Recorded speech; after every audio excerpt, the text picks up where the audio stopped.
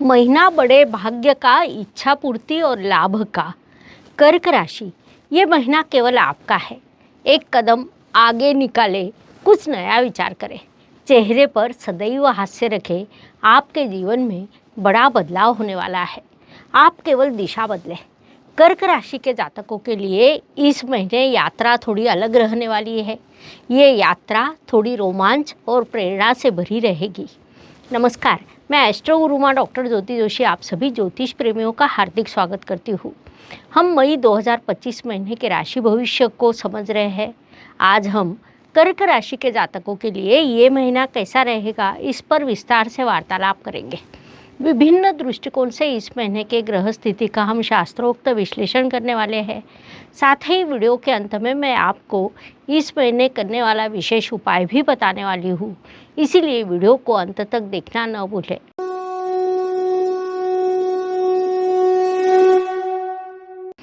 व्यक्तित्व की दृष्टि से विचार करें तो जैसे मैंने शुरुआत में कहा, कर्क राशि के जातकों के लिए ये महीना थोड़ा अलग रहने वाला है। लोगों पर अपनी छाप छोड़ने की शक्ति आप में है। इस महीने वह अधिक वृद्धिंगत होगी। आपकी राशि में ग्रहों के सेनापति मंगलदेव आए हैं। वे आपके पंचमेश अर्थात इष्ट देव के स्वामी भी है। उनका एक प्रबल प्रभाव आप पर होने वाला है।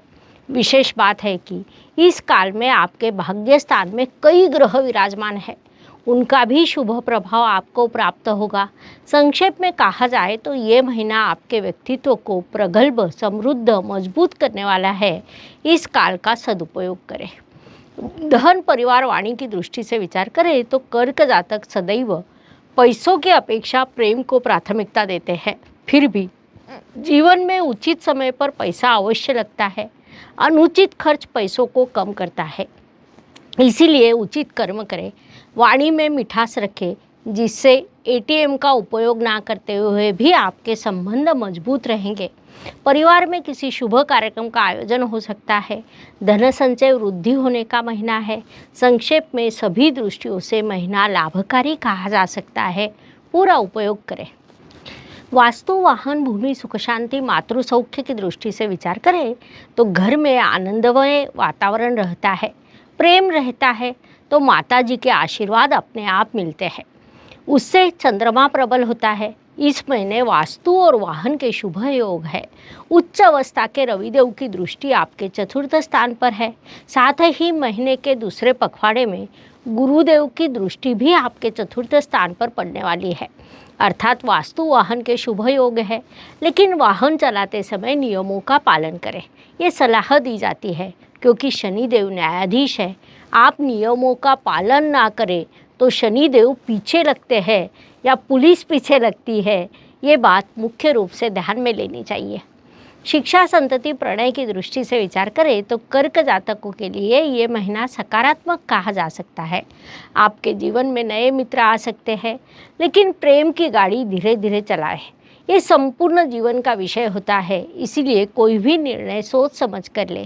साथ ही इस काल में आपके लिए व्यायाम और बजट, ये दो चीज़ें महत्वपूर्ण रहेगी।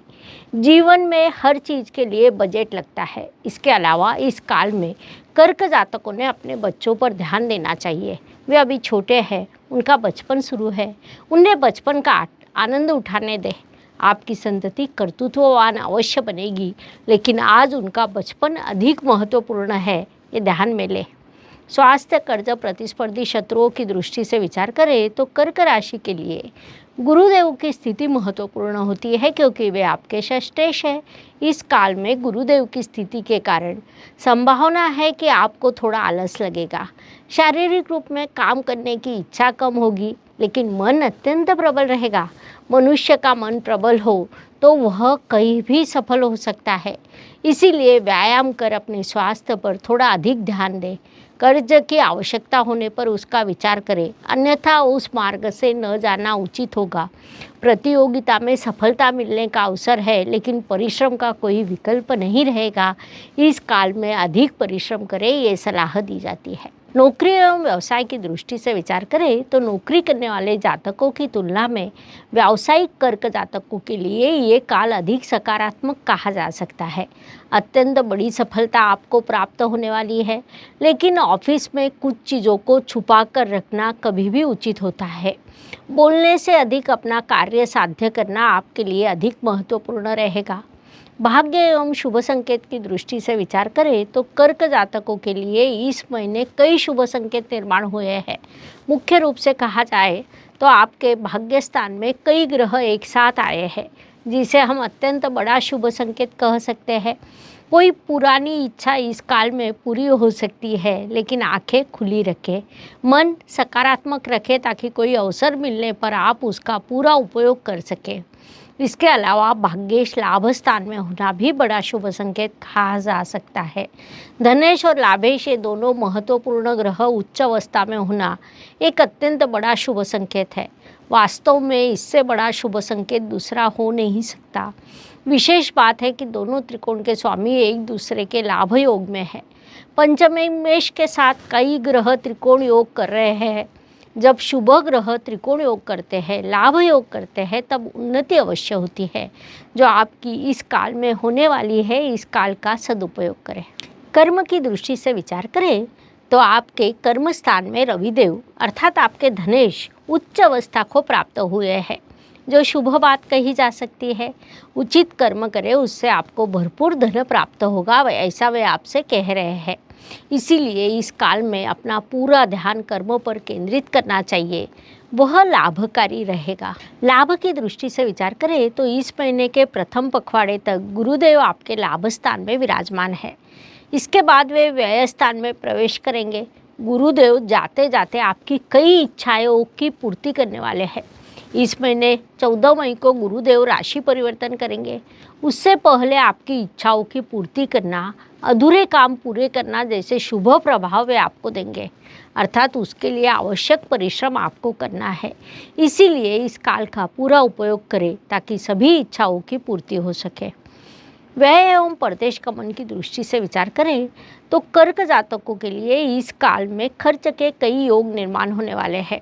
इसीलिए खर्च की उचित योजना बनाएं। लाभ अवश्य प्राप्त होगा। पैसा कितना भी कमा लो, लेकिन जब हम खर्च का हिसाब नहीं रखते तब तक पैसों की उचित योजना बना नहीं सकते। इसके अलावा आपके लिए यात्रा के कई योग हैं। कुछ जातकों के लिए विदेश जाने के भी योग है। इसीलिए आवश्यक दस्तावेज पासपोर्ट तैयार रखें, ये सलाह दी जाती है। हर दिन हर किसी के लिए समान नहीं होता। जीवन सुख दुख और उतार चढ़ाव से भरा है। उस अनुसार महीने के कुछ दिन सभी के लिए अत्यंत शुभ होते हैं तो कुछ अशुभ, तनाव और संघर्ष से भरे होते हैं। इस अवधि में हम कैसा व्यवहार करते हैं, इससे हमारी सफलता निर्धारित होती है। इस दृष्टि से विचार करें तो कर्क जातकों के लिए 5, 15 और 24 ये दिन शुभ रहेंगे। प्रयास करें कि सभी आवश्यक कामों को पूरा किया जाए। 3, 12, 22 ये दिन अशुभ रहेंगे, तो हो सकता है इन दिनों संघर्ष बढ़े।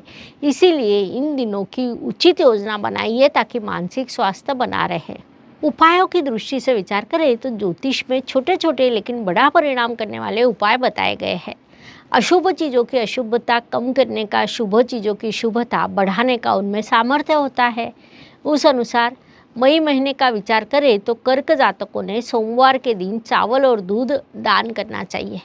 उससे कुंडली का चंद्रमा बलवान होता है। इसीलिए अपनी शक्ति एवं भक्ति के अनुसार सोमवार के दिन चावल और दूध का दान करें। इस उपाय के शुभ प्रभाव प्राप्त होंगे, इसलिए अवश्य करें।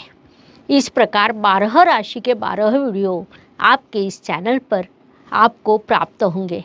अभी अभी आपने अपनी राशि का वीडियो देखा, लेकिन दोस्तों को और रिश्तेदारों को उनके राशि के वीडियो भी भेजें ताकि वो आपको थैंक्स कहे। वीडियो अच्छा लगा हो तो लाइक, सब्सक्राइब करें और कमेंट बॉक्स में हर हर ज्योतिष, घर घर ज्योतिष लिखना ना भूलें। धन्यवाद। शुभम भवतु। जय ज्योतिष। ज्योतिष का अध्ययन तथा शास्त्र की शास्त्रीय तरीके से पढ़ाई करने के लिए मेरी 2 किताबें प्रकाशित हो चुकी है, उनका अवश्य लाभ लीजिए। Please like, share and subscribe the channel. और हाँ, बेल आइकॉन दबाना ना भूलें। धन्यवाद।